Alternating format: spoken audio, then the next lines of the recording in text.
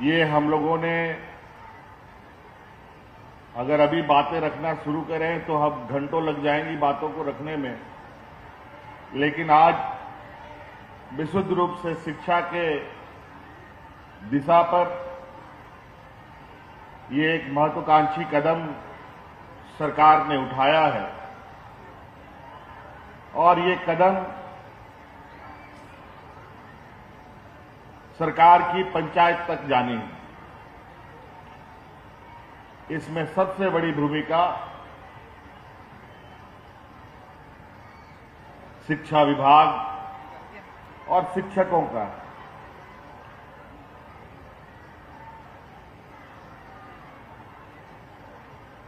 आप सबको मालूम है कि आज इन उत्कृष्ट विद्यालयों में जो प्रिंसिपल हैं, इन सभी प्रिंसिपलों की ट्रेनिंग हम लोगों ने IIM इंस्टीट्यूट में कराया है।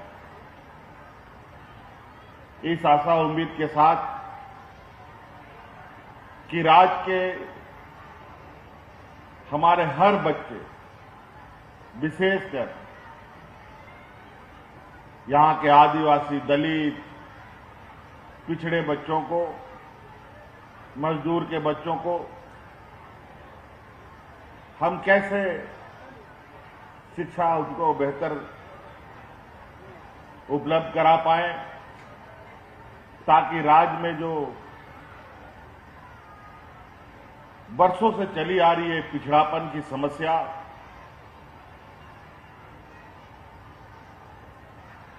को खत्म करने वाले में हमारी आने वाली पीढ़ी का एक बहुत बड़ा योगदान साबित हो।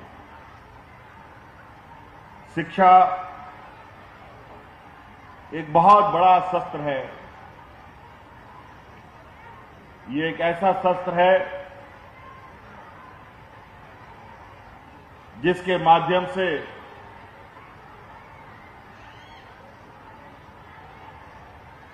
हर एक चीज हासिल की जा सकती है।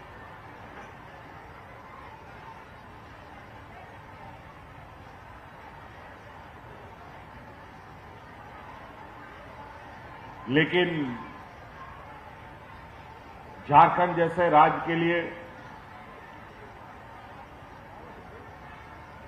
जो सबसे पहले होना चाहिए था,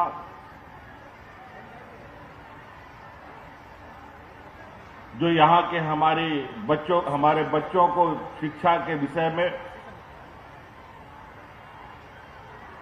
प्राथमिकता के आधार पर काम करना चाहिए था, वो बहुत विलंब से शुरू हो रहा है। आज हम मात्र 4,000-5,000 स्कूलों को उत्कृष्ट करने की बात करते हैं। बड़ा विचित्र बात है, जहां हमारी सरकारी स्कूलों में लगभग 35,000 से अधिक स्कूलें हैं।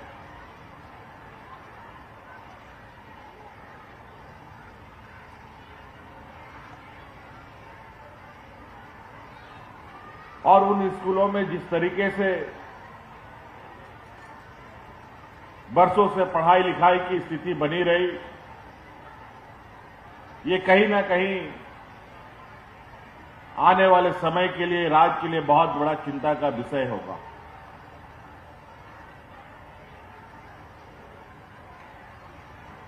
हमने हर संभव पुरानी व्यवस्था को भी चूस-दूस करने का प्रयास करते हुए उसमें नए आयाम जोड़ने का प्रयास किया है। आपने देखा, हमने पारा शिक्षकों को भी मान सम्मान से जीने का अधिकार दिया। आज जो कंपटीशन का दौर है,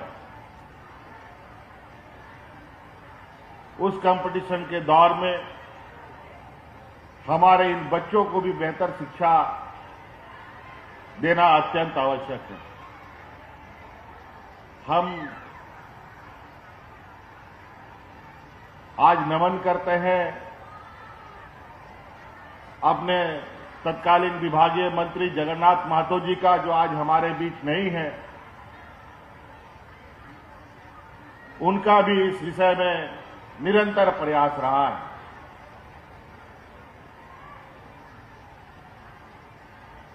आज पहले चरण में 80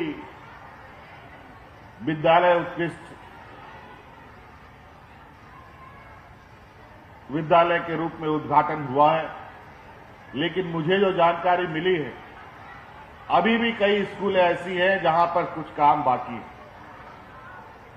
चलिए, कुछ काम बाकी है तो निश्चित रूप से एक समय अवधि पर विभाग इसको पूरा करे, यह सुनिश्चित जल्द से जल्द करने का काम करे, क्योंकि अब ये कदमें आगे बढ़ चुकी हैं। अब ये रुक ना पाए, इसके लिए हर प्रयास विभाग इस विषय पर कड़ी नजर रखते हुए करे, ताकि हम अपने बच्चों को आज के दौर की एक शिक्षा व्यवस्था है उसके बराबर में लाके खड़ा कर सकें। अभी गिरिडीह जिला से हमारे विधायक जी ने शिक्षकों की कमी की बात कही है।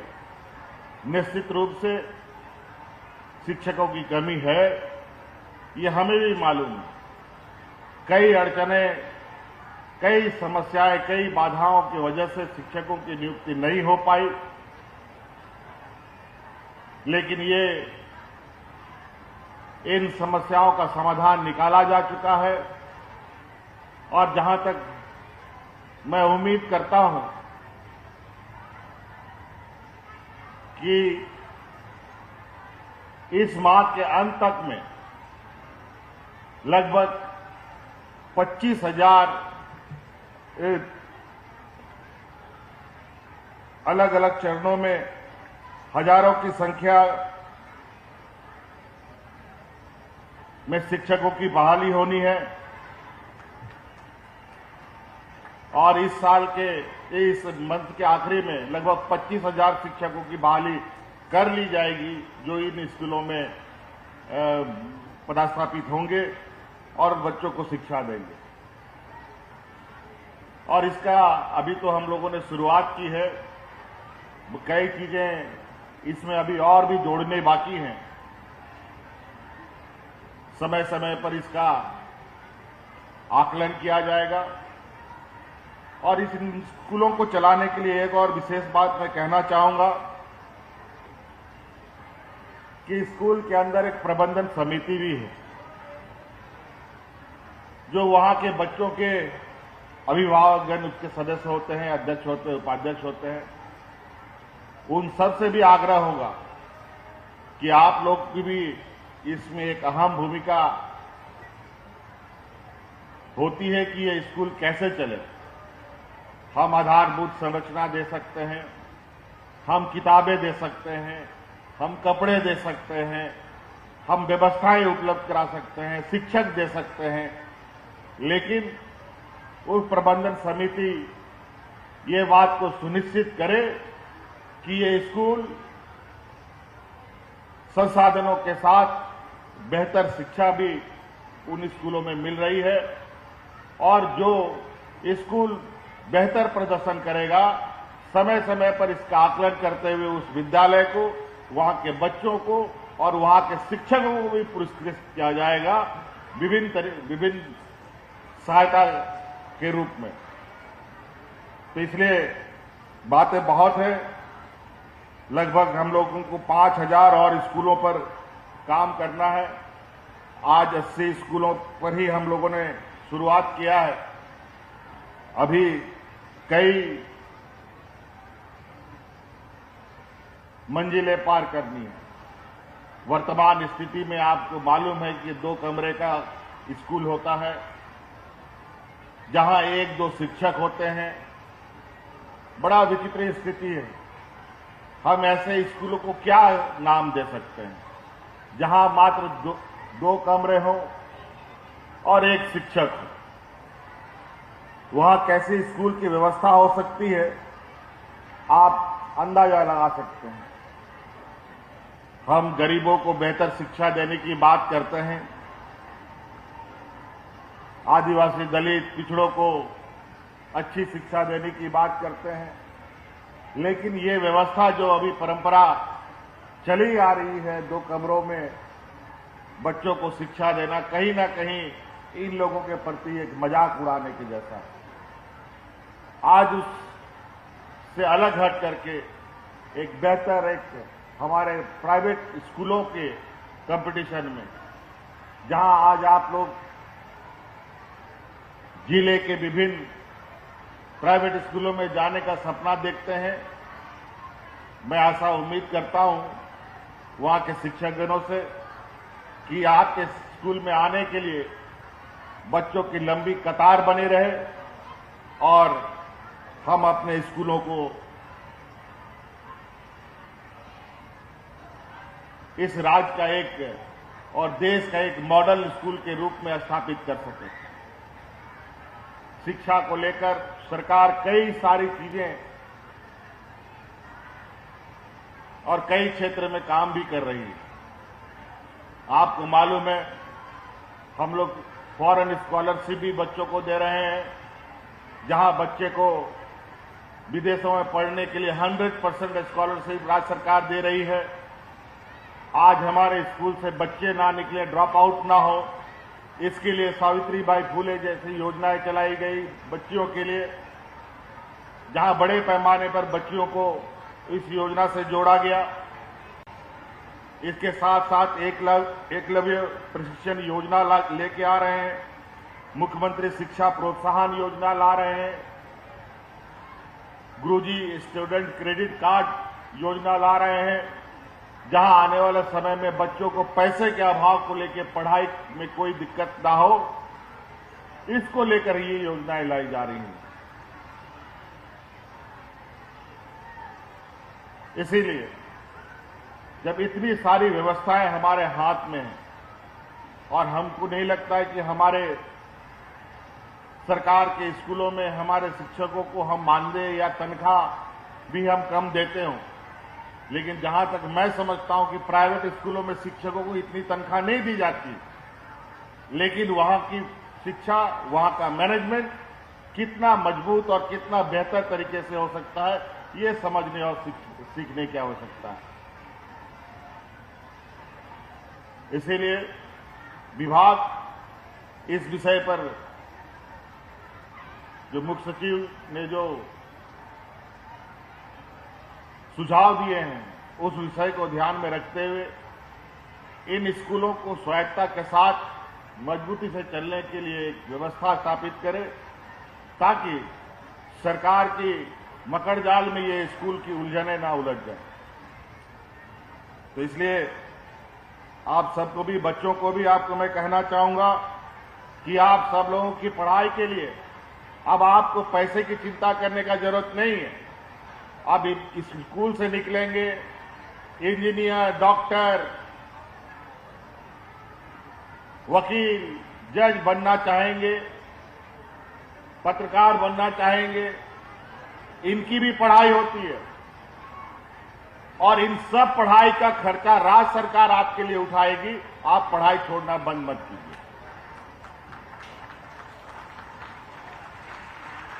आपके लिए सारी व्यवस्थाएं हम लोग दे रहे हैं और आगे कोई भी नौकरी का अगर आप तैयारी कर रहे हैं, बैंक में नौकरी करना चाहते हैं, कोई बड़ी बड़ी कंपनी में नौकरी के लिए आप तैयारी कर रहे हैं, बड़ी बड़ी संस्था के लिए नौकरी की तैयारी कर रहे हैं, तो जो तैयारी कीजिएगा उस तैयारी का कोचिंग का भी पैसा सरकार देगी और एंट्रेंस एग्जाम का भी तैयारी करेंगे, उसका भी राज्य सरकार आपको सहायता राशि देगी। इसलिए पढ़ाई से अब आप लोग को पीछे हटने की जरूरत नहीं है। तो कई ऐसी चीजें हैं जो समय के अभाव में मैं आपको पूरी तरीके से बता नहीं पा रहा हूं, फिर भी हम लोग फिर मिलेंगे। ये तो आज हम लोगों ने शुरुआत किया है और ये बगल में ही हम लोगों का विधानसभा भी है। मैं समय समय पर किसी भी समय इन स्कूलों में ऐसे राह चलते स्कूलों में घूम आ जा सकता हूं, देख सकता हूं, औचक निरीक्षण भी हो सकता है। इसीलिए आप लोग इन विषयों को बिल्कुल गंभीरता से लेते हुए बच्चों का बेहतर भविष्य बनाए और बच्चे भी आप लोग अपने शिक्षकों का मान सम्मान को ऊंचा करने के लिए अभी हम लोगों ने हाल में कल परसों अखबार में हम लोगों ने देखा, हम लोग की कस्तूरबा गांधी की बच्चियों ने शायद कोई एंट्रेंस एग्जाम निकाला है। कितनी खुशी की बात है। मैं उन सभी बच्चों से मिलूंगा और उनको जो भी समस्या होगा उस समस्या का निदान हाथों हाथ किया जाएगा आगे की पढ़ाई के लिए। इसलिए आप लोग भी पुरस्कृत होना चाहते हैं, मान सम्मान पाना चाहते हैं कि आप लोग भी पढ़ाई कीजिए बेहतर तरीके से। इन्हीं बातों के साथ धन्यवाद, जोहार। बहुत बहुत धन्यवाद माननीय मुख्यमंत्री जी का, आपके आशीर्वचनों के लिए, शुभकामनाओं के लिए और इतनी बड़ी सौगात देने के लिए। राज्य के इतिहास में पहली बार 80 उत्कृष्ट विद्यालयों का शुभारंभ कर हमें ये तोहफा देने के लिए फिर से एक बार हम जोरदार तालियों के साथ धन्यवाद दें, आभार प्रकट करें और आज के इस कार्यक्रम के समापन की अब हम इजाजत चाहते हैं। माननीय मुख्यमंत्री जी से धन्यवाद देते हुए, आभार प्रकट करते हुए हम सबकी तरफ से भविष्य की शुभकामनाओं के साथ बहुत बहुत पुनः धन्यवाद माननीय मुख्यमंत्री जी का। साथ ही साथ बहुत बहुत धन्यवाद माननीय विधायक महोदय का, बहुत धन्यवाद माननीय आदरणीय मुख्य सचिव महोदय का, बहुत धन्यवाद आदरणीय विकास आयुक्त महोदय का, बहुत बहुत धन्यवाद माननीय मुख्यमंत्री जी के प्रधान सचिव महोदया का, बहुत धन्यवाद माननीय मुख्यमंत्री जी के सचिव महोदया का और साथ ही साथ मंचासीन विभागीय सचिव एवं सभी हमारे विशिष्ट अतिथियों का हम बहुत बहुत धन्यवाद करते हैं। यहाँ उपस्थित हमारे सभी सम्मानित अतिथिगण, हमारे जितने भी शिक्षकगण हैं, आदरणीय हमारे शिक्षकगण, सभी हमारे होनहार प्यारे बच्चों, आप सभी का हम बहुत बहुत धन्यवाद करते हैं, आभार प्रकट करते हैं। पुनः एक बार माननीय मुख्यमंत्री जी का पुनः एक बार बहुत सारी शुभकामनाएं। जोहार, नमस्कार, जय झारखंड, बहुत बहुत धन्यवाद।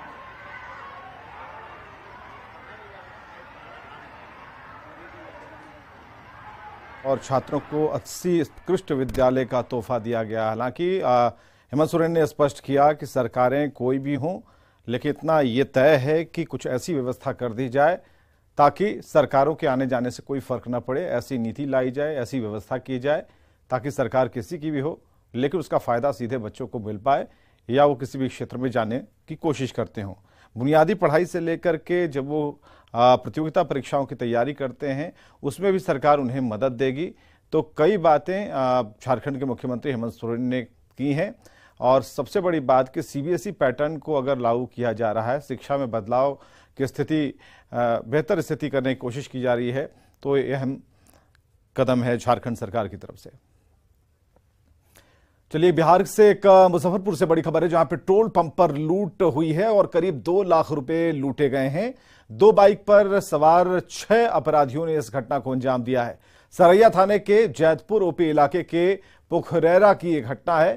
तो 2 लाख रुपए की लूट हुई है। यह बड़ी खबर मुजफ्फरपुर से और पेट्रोल पंप पर 6 लुटेरों ने इस घटना को अंजाम दिया।